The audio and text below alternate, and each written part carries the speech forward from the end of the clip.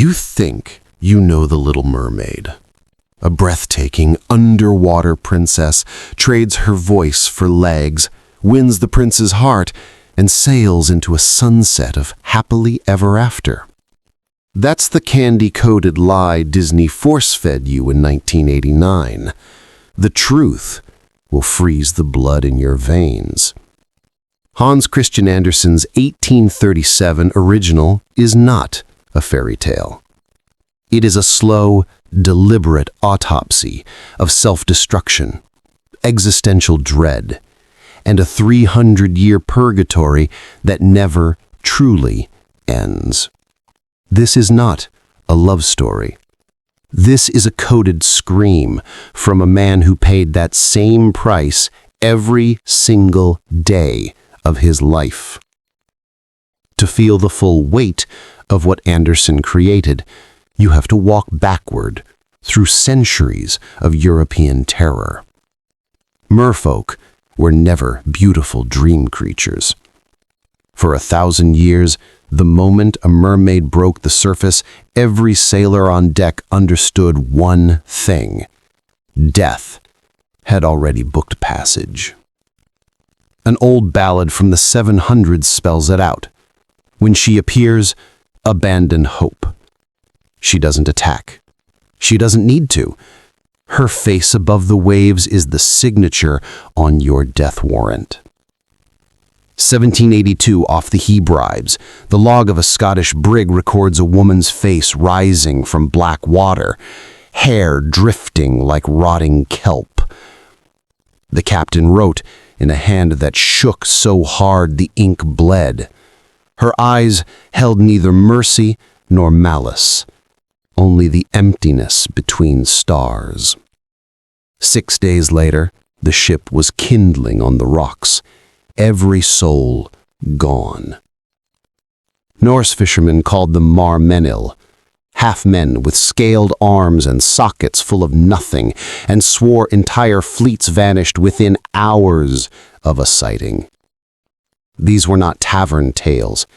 Ship's logs, captain's manifests, church records, cold official ink document the same pattern again and again. 1682, HMS Gloucester, North Sea, 17 separate mermaid sightings entered in the log. 17 ships lost from the convoy. 17 times the sea collected. Out of these omens of doom crawled something even more cursed. Creatures who craved human love at any cost. Andersen drank from 2 poisoned wells. First, Friedrich de la Montfouquet's Undine, 1811. A water spirit born without a soul. The only way to earn one? Marry a mortal. When her knight betrays him, she rises once last time from the castle well, dripping, presses a single kiss to his lips, and drowns him on dry land while he gasps like a hooked fish. She melts into the spring that forever circles his grave. Second, Melusine, the serpent bride of French legend. Every Saturday, her lower half becomes a coiling dragon serpent. Her husband swore never to look. He breaks the vow. She screams, a sound that explodes every stained glass window in the castle, smashes through solid stone, and vanishes into the sky. From that day forward, she circles her descendants' fortress as a wailing harbinger whenever one of them is about to die. Neither living nor dead, forever. Andersen took the soulless creature, the hidden monstrous body, the inevitable betrayal, and turned the knife even deeper. The sea witch does not bargain, she butchers. She lives in a forest of dead sea snakes whose white bones sway like hanged corpses. The path to her lair is paved with the quicksand graves of every desperate soul who came before. Drowned sailors' skulls bloom like pale flowers. Their finger bones clatter as wind chimes playing funeral hymns. The witch herself is older than sin. Her skin is glass. You can see black blood crawling beneath. She slices open her own breast, lets the tar, thick blood drip into a cauldron carved from a giant skull. Into it goes sea serpent venom, pearls ground from the eyes of drowned brides, scales ripped from the mermaid's own tail while she watches. The potion screams as it boils, real human voices, every lover who ever died for love shrieking in chorus. It looks like liquid starlight. Drink. The transformation is not magic. It is evolution, forced through a human body in seconds. Bones shatter and reform. Organs migrate. Gills fuse shut while lungs inflate for the first time. She drowns and breathes. At the same instant, her tail splits with a wet ripping sound. Every scale tears free like a hooked knife dragged through flesh. Where a tail once was, two raw, bleeding legs remain. Every step on land will feel like treading on freshly sharpened swords while blood pours from her feet. The pain never dulls. Every dawn it renews. Salt water now burns her skin like acid. She can never go home. And her voice?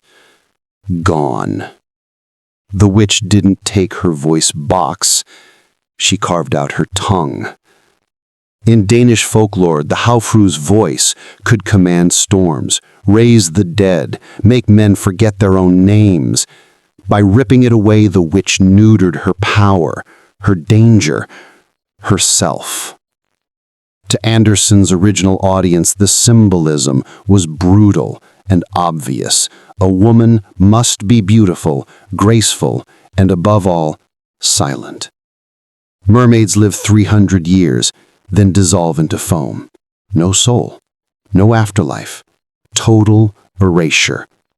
Humans die at 70, but ascend to eternity. The Little Mermaid has watched grandmothers and sisters vanish into nothing. She is terrified of that same oblivion. Marriage to a human is the only loophole to immortality. Now the final, sickening twist very few people ever catch. This story was never about a mermaid.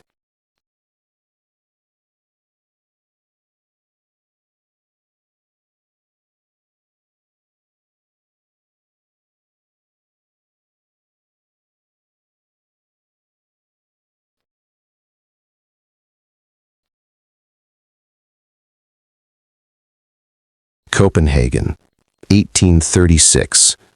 Hans Christian Andersen is bleeding inside. He is desperately, violently in love with Edvard Collin, the son of his patron, his closest friend, the one person whose approval he craves more than air. In a city where sodomy is punished by hard labor and social annihilation, Andersen writes letters that burn the page. My sentiments for you are those of a woman. I languish for you as a Calabrian girl languishes for her lover. Edvard is about to marry a woman. Andersen attends the wedding, smiling, while his heart is ground to pulp. The Little Mermaid is Andersen. The knives she walks on are the smiles he forced at that wedding. The tongue that was cut out is every confession he swallowed. The prince who marries another is Edvard choosing a life that can never include him. The wedding ship sails. The prince weds the wrong woman. At dawn, the mermaid's body will dissolve into foam and her chance at a soul will be lost forever. Her sisters rise from the sea, hair shorn, holding a dagger made from a shark's still warm tooth. Kill him before sunrise. Let his blood touch your feet and your tail will return. She stands over the sleeping prince. Moonlight on steel. One thrust, and she lives. She raises the blade,